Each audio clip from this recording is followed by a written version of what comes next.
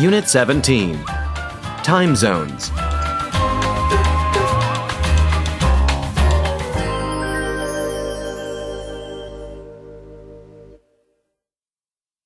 Our planet revolves around the sun with one half exposed to sunlight and the other in darkness. Consequently, the half of Earth facing the sun experiences day at the same time the other half experiences night. In addition, Earth rotates on an imaginary line through its center called its axis. Due to Earth's rotation, different parts of the planet are constantly coming into sunlight or entering darkness. Before clocks, people used the position of the sun to keep track of time. Its highest point in the sky represented midday. When clocks were invented, they were set according to this movement of the sun. That is, they were based on solar time. From town to town, clocks were set differently according to local solar time. These differences did not matter much until the invention of railroads. Trains made it possible to travel long distances very quickly.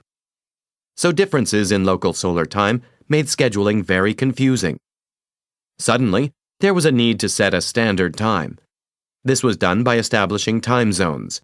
In 1884, the city of Greenwich, England, was chosen to be the world's reference point for keeping time, and standard time was named Greenwich Mean Time, GMT.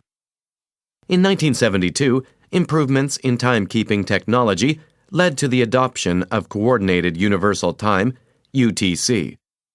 UTC maintains better accuracy than GMT by adding a leap second to the year whenever necessary, while still using Greenwich as a reference point.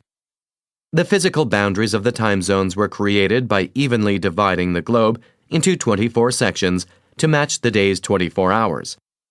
The zones were based on lines of longitude, the vertical lines on a map running between the north and south poles. Since there are 360 degrees of longitude on Earth, each time zone contains 15 degrees. Every time zone describes its local time in relation to UTC.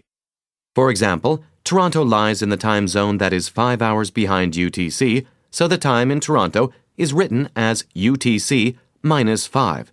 At 9:22 p.m. in Greenwich, it is 4:22 p.m. in Toronto. Between time zones, only the hour changes. The minutes and seconds stay the same.